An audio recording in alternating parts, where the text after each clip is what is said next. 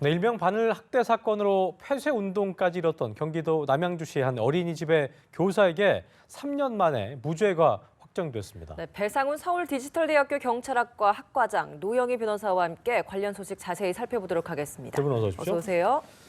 자, 당시 상당히 좀 논란이 됐었던 사건이었는데요. 바늘 학대. 그러니까 아이를 키우는 부모 입장에서는 이렇게 진짜 이런 일이 있었다면 굉장히 끔찍한 일일 텐데 결과적으로 3년 만에 무죄가 확정이 됐네요. 어떻게 좀 무죄가 확정된 겁니까? 그러니까 가장 중요한 건 증거가 있었어야 되는 부족하다? 건데 여기서 가장 확실한 증거라고 판단됐다는 건 아이들의 증언이 사실은 제일 중요했었거든요.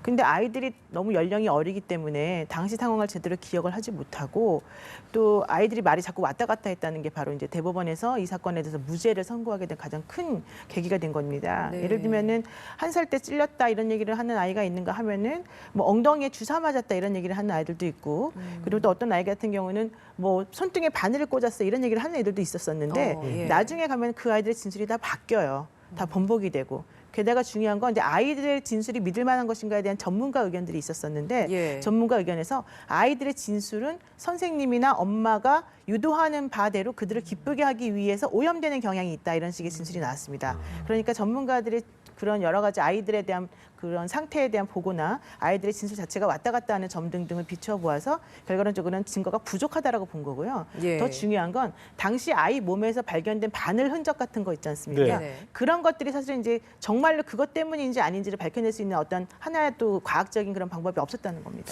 근데 아이들한테 바늘 자국이 있다는 건 좀 이상한 거긴 하잖아요. 그렇죠. 바로 그래서 그 점 때문에 이 사건이 처음에 얘기가 되었을 때 모든 국민들이 다 분노를 했었던 것이고 이 선생님이 분명히 뭔가 잘못하고 있는 게 아닌가라는 의심을 했었던 것인데 결과론적으로는 증거가 부족하다. 그러니까 없다가 아니라 증거가 안 부족하다. 했다기보다 네. 증거가 없기 때문에 무죄가 되는 불충분하다. 것이다. 불충분하다는 거죠. 예. 알겠습니다. 당시에 이렇다 보니까 이 어린이집 폐쇄 운동까지 이뤘고 그로 인해서 이제 이 해당 교사 A 씨가 굉장히 많은 피해를 입은 상황 아니겠습니까? 결국 무죄가 나긴 했습니다만 그 피해는 어떻게 다 감당해야 되겠습니까? 기본적으로 이제 신상털기를 당했고요. 예. 뭐 인터넷 카페에서 이름이 실명이 보도가 다 예. 됐고 공개가 다 됐고 어린이집 같은 경우 다 이름이 공개가 되면서 20년 경력의 이 어린이집 교사 같은 경우는 사실은 뭐 재판 중인 상태이기 때문에 그 동종업계에는 일을 할 수가 없는 상태였고 그래서 이제 뭐 식당 일로 이제 생계를 꾸려가야 됐다고 하고요. 어린이집 자체도 사실은 공개 때문에 그 원생이 많이 줄었고 문제는 이제 같은 어린이집에 일하던 그런 교사분들도 네. 동료 교사분들도 거기에 이제 출근한다는 것 자체를 숨기기 바빴던 그런 문제가 됐던 거죠. 상당히 이게 그 여러 면에서 여러분들한테 이제 좀 고통을 한 그런 사건이 될 수 있을 것 그러니까 같습니다. 이게 참 사실관계 파악이라는 게 되게 그래서 중요하다 싶은 생각이 드는데요.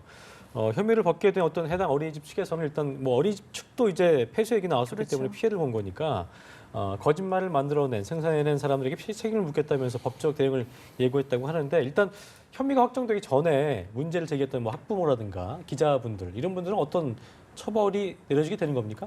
근데 현실적으로 그런 처벌이 내려지는 것은 사실은 상당히 어렵습니다. 왜냐하면 지금 이제 어린이집에서 문제 삼고 있는 것은 잘못된 보도나 제보로 인해서 예. 우리 원생 300명 정도 다니던 애들이 100명으로 줄어들었고 많이 그 손해를 입었다 이런 얘기거든요. 그런데 사실은 이게 아무런 근거도 없이 그냥 무조건적으로 나온 얘기가 아니고 당시에 바늘구멍이 있었었고 아이들의 진술이 있었었고 그렇다면 어느 정도는 합리적인 의심이 가는 상황이었었기에 당연히 그 공익을 위해서 이런 그 언론이나 또 관련된 어머니들이 이제 진술했었던 것이기 때문에 예. 이게 어느 정도 그 과하다라는 정도의 얘기는 있을 수 있겠지만은 이것만 가지고 사실은 그렇다고 해서 그들이 손해에 대해서 모든 뭐 배상을 해야 된다 이렇게 말하기는 곤란하고요. 우리나라 같은 경우 지금 형법상으로는 그 명예훼손 같은 이게 이제 명예훼손에 해당이 되는데 명예훼손 같은 경우에는 공익을 위해서 이런 언론인들이 그 여러 가지 조사를 거쳐서 발견해낸 사실을 근거로 해서 합리적으로 뭔가 얘기를 하는 것에 대해서는 처벌하지 않는다라고 하는 위법성 조각 사유라고 하는 게 있거든요. 예. 근데 사실 이제 그런 것들이 아니라 그냥 이 사람을 해하기 위해서 내가 거짓인 걸 알면서도 만약에 보도를 했다. 그것을 입증해낼 수만 있다면은 당연히 손해배상이나 이런 것들을 받을 수 있겠지만은 예. 그런 것까지 사실 받아내기 어려울 정도로 그 당시에 그 검사나 경찰이나 이런 분들이 조사한 내용을 기자들이 받아가지고 언론에 알리는 형태로 지금 이 사건이 이루어졌기 때문에 그 당사자한테 가서 사실관계 파악을 좀 하는 것도 그렇죠. 중요한데. 예, 당사자에 대해서 파악도 했고, 네. 그다음에 주변 인물에 대해서 목격자 증언도 했고, 탐문도 했고, 여러 가지 그 할 수 있는 모든 조치를 다 한 다음에 이러한 내용으로 보도한 게 맞다라고 판단해서 했다면 그거를 뭐라고 할 수 없다. 이게 바로 이제 우리 법의 태도거든요. 그러니까 민사상 손해배상 청구를 한다 하더라도 또 하나 문제는 뭐냐면 손해액을 어떻게 특정할 수 있느냐는 겁니다. 그러겠네요. 그 기사로 인해서 이 어린이집에 문제가 되었다라고 하더라도 그 손해액이 산정하기가 좀 쉽지 않겠어요? 예, 계산하는 방식도 피해액을? 사실은 제대로 나와 있지 않고 인과관계를 명확히 따질 수 없기 때문에 민사상 손해배상을 인정한다 하더라도 아마 아주 형식적인 수준에 그칠 것이고 인정 안 될 가능성도 사실은 많이 있다 이렇게 보여집니다. 그렇군요. 네, 3년 동안 입은 피해에 비해서 그걸 다시 보상받을 수 있는 길은 참 쉽지 않은 것 같은데 사실 이렇게 아니면 말고식의 인터넷 마녀 사냥이 이번이 처음이 아니잖아요. 그렇습니다. 240번 버스 기사 사건도 그랬고 이번 그 서혜순 씨 사건도 그랬고 이런 사건들이 이렇게 계속해서 일어나는 이유가 좀 어디에 있을까요? 대중은 평이한 진실보다는 자극적인 거짓을 원한다고 하는 어떤 언론학자의 말씀처럼 예. 좀 자극적인 것에 많이 꼬이게 되죠.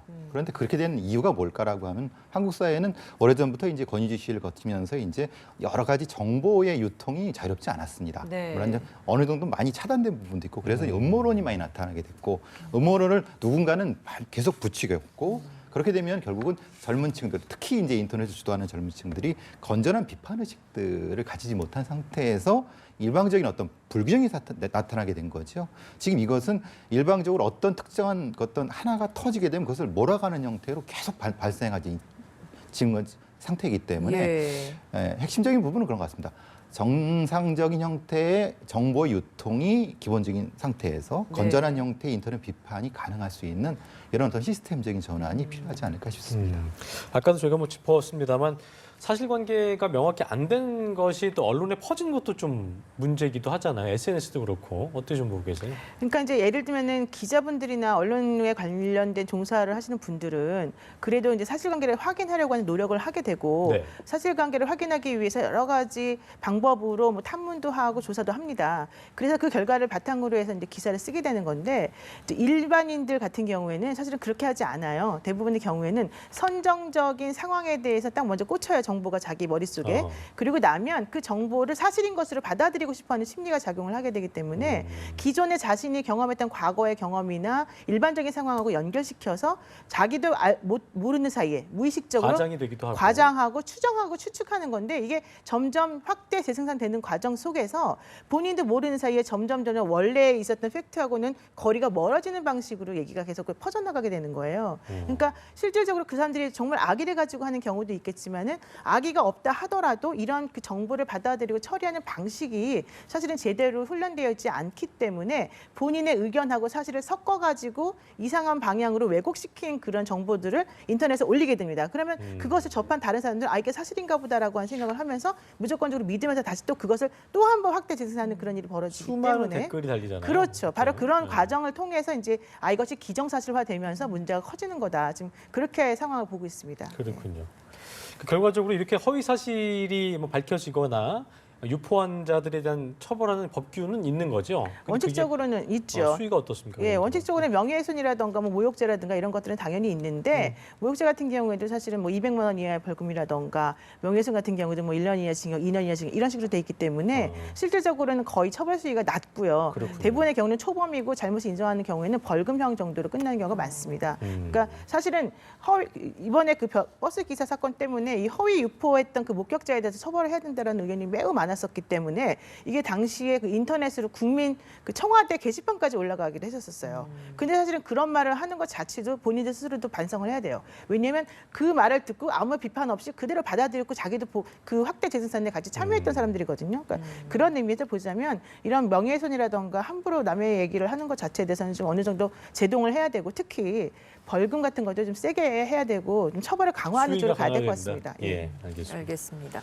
이번엔 좀 다른 줄 예. 살펴보겠습니다. 우병우 전 수석 매번 검찰의 법망을 많이 피해갔기 때문에 법꾸라지다라는 이야기까지 나오고 있지 않습니까? 그렇습니다. 근데 이번에는 좀 굉장히 불리한 증언이 나온 것 같습니다. 이석수 특별감찰관이 우병우 전 민정수석 재판에서 우 전 수석 아들 운전벽으로 보직 특혜를 준 것은 특혜가 맞다라는 증언을 했거든요.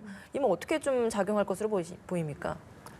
예, 우석수래. 이석수 그 특별감찰관 같은 경우에는 우호 전수석 때문에 사실은 여러 가지 곤란을 많이 겪었는데 본인이 당시에 수사하면서 겪었던 3가지 이상한 상황에 대해서 사실은 설명을 했습니다.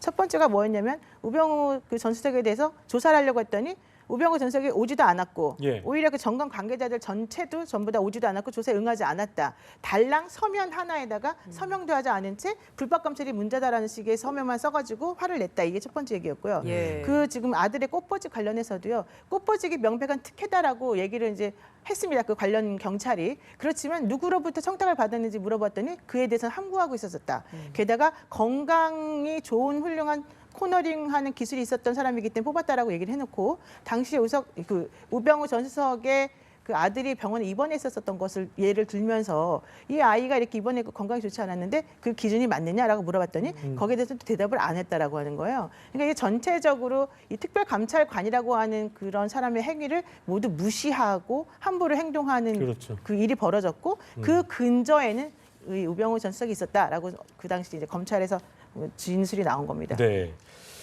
자, 내일 피의자 신분은 소환이 되는데요. 일단 그 상당히 검찰이 이번에는 자신을 하고 있는 것 같습니다. 우전수석 주도로 국정원 불법 사찰이 이루어진 정황이 상당 부분 파악이 됐기 때문에 3번째 영장 청구 검토 방침인데 이번에 어떻게 어떻게 될 거라고 좀 전망하십니까? 매우 구체적인 진술이 나왔고요. 예. 사찰 부분에 대해서는 이제 담당했던 사람의 구체적인 진술이 나왔던 부분.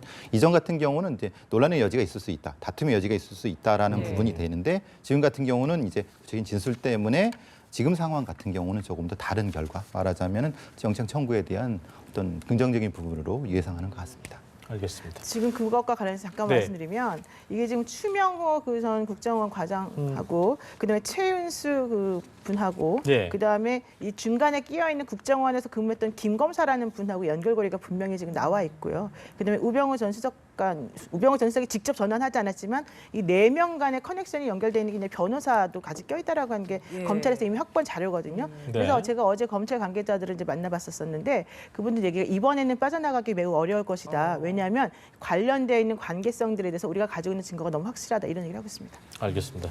지금까지 배상훈 교수 그리고 노영민 변호사와 함께 주요 사건 사고 짚어봤습니다. 오늘 말씀 고맙습니다. 고맙습니다.